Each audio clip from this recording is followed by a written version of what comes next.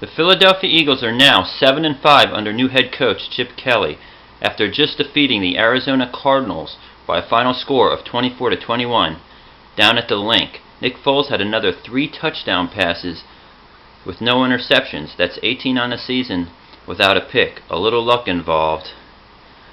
There were a couple bad throws. The line held up for the most part against one of the toughest defensive fronts in the league with the Arizona Cardinals. They gave up some sacks, but they had some sacks of their own because it was the defense who was especially great this game.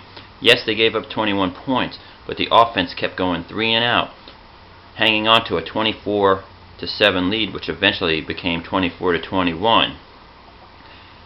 3 and outs, defense back on the field. They kept getting the ball back for the Eagles.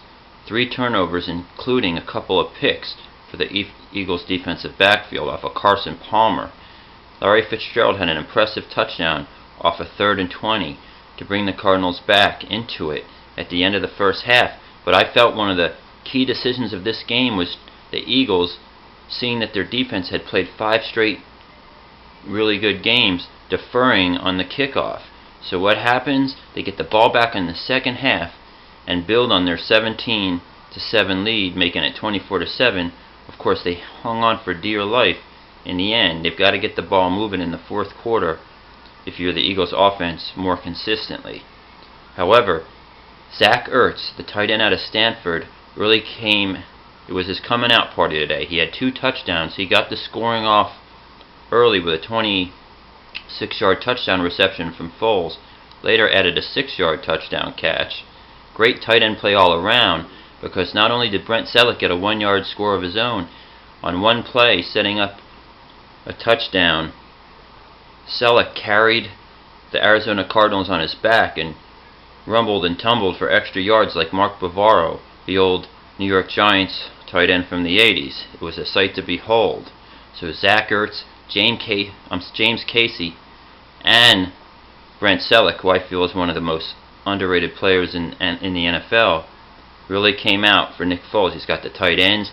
Riley Cooper made an incredible play where he reached up, high up in the air, snagged the ball with one hand, and then ran for extra yards after the catch. It will certainly be the number 1 play, if not number 2, on ESPN's top plays. Look for it. Riley Cooper's catch, fully extended, one hand, brings it down and runs for some yards. Deshaun Jackson almost had a punt return for a touchdown, except for the fact it was called back on a holding. The refs kept the Cardinals in the game, but then maybe paid the Eagles back with some rinky-dink holding calls toward the end of the game as the Eagles were running out the clock. The refs really had a bad game overall, but both teams suffered for it.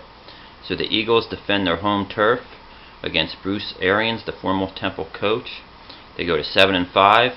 They keep pace with the dreaded Dallas Cowboys in the division, but they position themselves for a wild card possibility should they not win the division.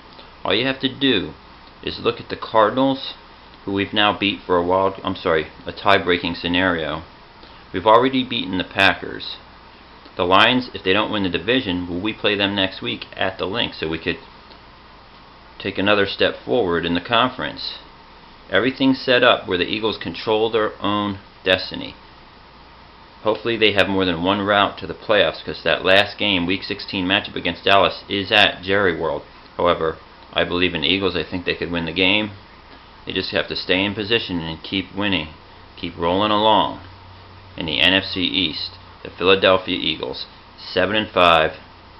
Nick Foles, 18 touchdowns, no interceptions. Zach Ertz, 2 touchdown receptions today. And the Philadelphia Eagles forcing 3 turnovers against Carson Palmer and the Arizona Cardinals.